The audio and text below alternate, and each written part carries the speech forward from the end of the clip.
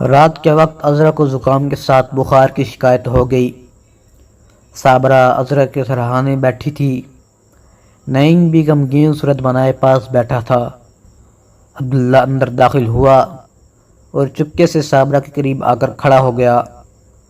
صابرہ اس کی آمد سے بے خبر عذرا کا سر دباتی رہی۔ نعیم نے ہاتھ سے عبداللہ کو چلے جانے کا اشارہ کیا اور اپنا مکہ دکھا کر اسے اشاروں میں یہ بتانے کی کوشش کی کہ چلے جاؤ ورنہ خیر نہیں۔ عبداللہ نے اس کے اشاروں سے متاثر ہونے کے بجائے نفی میں سر ہلا دیا۔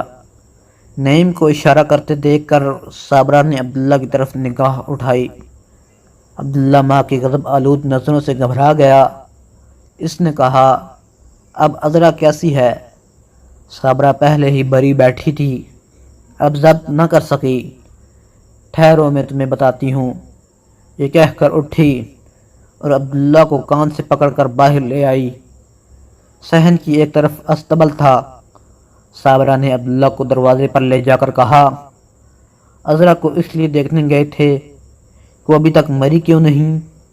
تم رات یہیں بسر کرو۔ عبداللہ کو یہ حکم دے کر صابرہ پھر عذرا کے سرہانے آ بیٹھی۔ جب نعیم کھانا کھانے بیٹھا تو اسے بھائی کا خیال آیا اور لقمہ اس کے خلق میں اٹک کر رہ گیا۔ اس نے صابرہ سے ڈرتے ڈرتے پوچھا، امی جان بھائی کہاں ہے؟ وہ آج استبل میں رہے گا۔ امی اسے کھانا دے آؤں؟ نہیں، خبردار اس کے پاس گئے تو۔ نعیم نے ایک بار پھر لقمہ اٹھایا مگر اس کا ہاتھ منہ تک پہنچ کر رک گیا۔ کھاتے نہیں؟ صابرہ نے پوچھا۔ کھا رہا ہوں امی۔ نعیم نے ایک لقمہ جلدی سے منہ میں رکھتے ہوئے جواب دیا۔ صابرہ عشاء کی نماز کے لیے وضو کرنے اٹھی اور جب وضو کر کے واپس آئی تو نعیم کو اسی حالت میں بیٹھے دیکھ کر بولی، نعیم تم نے آج بہت دیر لگائی، اب تک کھانا نہیں کھایا؟ نعیم نے جواب دیا، کھا چکا ہوں امی۔ صابرہ نے برتن جن میں کھانا ابھی تک ویسے ہی تھا اٹھا کر دوسرے کمرے میں رکھ دیے اور نعیم کو سو جانے کے لیے کہا۔ نعیم اپنے بستر پر جا کر لیٹ گیا۔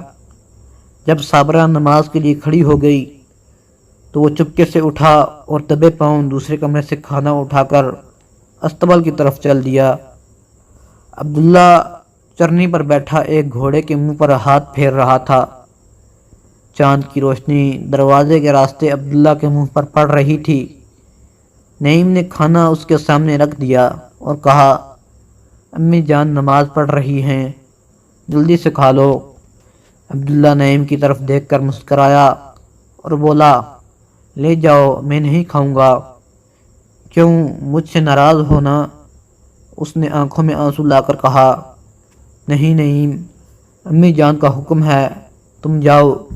میں نہیں جاؤں گا، میں بھی یہیں رہوں گا۔ جاؤ نعیم، تمہیں امی جان ماریں گے۔ نہیں میں نہیں جاؤں گا۔ نعیم نے عبداللہ سے لپٹتے ہوئے کہا۔ نعیم کے اصرار پر عبداللہ خاموش ہو گیا۔ ادھر صابرہ نے نماز ختم کی۔ ممتا زیادہ ضبط کی طاقت نہ رکھتی تھی۔ اف، میں کتنی ظالم ہوں، اسے خیال آیا اور نماز ختم کرتے ہی استبل کی طرف چل دی۔ نعیم نے ماں کو آتے دیکھا تو چھپنے کے بجائے بھاگ کر اس کی ٹانگوں سے لپٹ گیا اور چلایا، امی بھائی کا کوئی قصور نہیں، میں عذرا کو گہرے پانی میں لے گیا تھا، بھائی تو اسے بچا رہا تھا۔ صابرہ کچھ دیر پریشانی کی حالت میں کھڑی رہی۔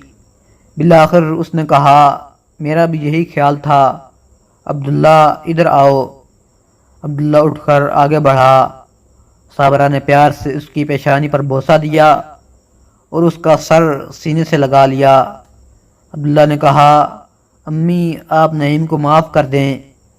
صابرہ نے نعیم کی طرف دیکھا اور کہا، بیٹا تم نے اپنی غلطی کا اعتراف کیوں نہیں کیا؟ نعیم نے جواب دیا، مجھے کیا معلوم تھا کہ آپ بھائی کو سزا دیں گی۔ اچھا تم کھانا اٹھا لاؤ۔ نعیم نے کھانا اٹھا لیا اور تینوں مکان کے کمرے میں داخل ہوئے۔ عذرا سو رہی تھی۔ ان تینوں میں سے کسی نے ابھی تک کچھ نہیں کھایا تھا۔ اور سب ایک جگہ بیٹھ کر کھانے لگے۔ ان بچوں کی تعلیم و تربیت صابرہ کی زندگی کی تمام دلچسپیوں کا مرکز تھی۔ اس نے تنہائی کے باوجود جو ایک عورت کو خاوند کی موت کے بعد محسوس ہوا کرتی ہے، صابرہ کا اجڑا ہوا گھر اس کے لیے ایک پر رونق شہر سے کم نہ تھا۔ رات کے وقت جب وہ عشاء کی نماز سے فارغ ہوتی تو عبداللہ، نعیم اور عذرا اس کے قریب بیٹھ کر کہانی سنانے کا مطالبہ کرتے۔ صابرہ انہیں کفر و اسلام کی ابتدائی جنگوں کے واقعات سناتی اور رسول برحق حضرت محمد صلی اللہ علیہ وسلم کے حالات بتاتی۔ ان بچوں کی بے فکری کا زمانہ گزرتا گیا۔ صابرہ کی تربیت کے باعث ان کے دلوں میں سپاہیانہ زندگی کے تمام خصائص روز بروز ترقی کر رہے تھے۔ عبداللہ عمر میں جس قدر بڑا تھا، عذرا اور نعیم کے مقابلے میں اتنا ہی سنجیدہ اور متین تھا۔ وہ 13 سال کی عمر میں قرآن پاک اور چند ابتدائی کتابیں ختم کر چکا تھا۔ نعیم ایک تو کم عمر ہونے کی بنا پر اور دوسرے کھیل کود میں زیادہ حصہ لینے کی وجہ سے پڑھائی میں عبداللہ سے پیچھے تھا۔ اس کی شوخی اور چلبلا پن تمام بستی میں مشہور تھا۔ وہ اونچے سے اونچے درخت پر چڑھ سکتا تھا اور تن سے تن گھوڑے پر سواری کرنے کا عادی تھا۔ گھوڑے کی ننگی پیٹھ پر سواری کرتے ہوئے اس نے کئی بار گر کر چوٹیں کھائیں، لیکن وہ ہر بار ہنستا اور خطرے کے مقابلے کے لیے پہلے کی نسبت زیادہ جرأت لے کر کھڑا ہوتا۔ تیر اندازی میں بھی اس نے اتنی مہارت پیدا کر لی کہ گاؤں میں بڑے عمر کے لڑکے بھی اس کا لوہا مانتے تھے۔ ایک دن عبداللہ صابرہ کے سامنے بیٹھا سبق سنا رہا تھا اور نعیم تیر کمان ہاتھ میں لیے مکان کی چھت پر کھڑا ادھر ادھر دیکھ رہا تھا۔ صابرہ نے آواز دی، نعیم ادھر آؤ، آج تم نے سبق یاد نہیں کیا۔ آتا ہوں امی۔ صابرہ پھر عبداللہ کی طرف متوجہ ہو گئی۔ اچانک ایک اڑتا ہوا کوا آیا۔ نعیم نے جلدی سے نشانہ لیا۔ کوا کلابازیاں کھاتا ہوا صابرہ کے قریب آ گرا۔ صابرہ نے گھبرا کر اوپر دیکھا۔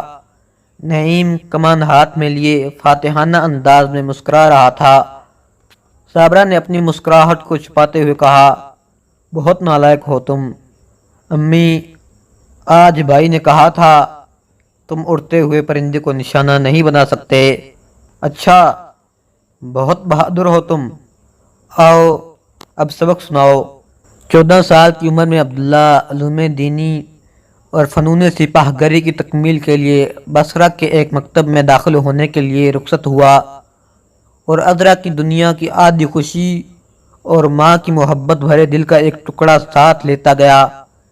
ان تینوں بچوں کے حالات کو مد نظر رکھتے ہوئے یہ کہنا ضروری نہیں کہ عذرا کو نعیم اور عبداللہ سے بے حد محبت تھی، لیکن یہ جاننا بھی دلچسپی سے خالی نہیں کہ ان دونوں میں سے کس کو زیادہ چاہتی تھی۔ اس کے معصوم دل پر کون زیادہ گہرے نقوش پیدا کر چکا تھا۔ اس کی آنکھیں کس کو بار بار دیکھنے کے لیے بے قرار رہتی اور اس کے کانوں میں کس کی آواز ایک نغمہ بن کر گونجتی تھی۔ بظاہر خود عذرا بھی اس بات کا فیصلہ نہیں کر سکتی تھی۔ اس کے لیے نعیم اور عبداللہ ایک ہی وجود کے دو مختلف نام تھے، اور نعیم کے بغیر عبداللہ اور عبداللہ کے بغیر نعیم کا تصور اس کے لیے ناممکن تھا۔ اس نے اپنے دل میں کبھی ان دونوں کا مقابلہ کرنے کی کوشش نہیں کی تھی۔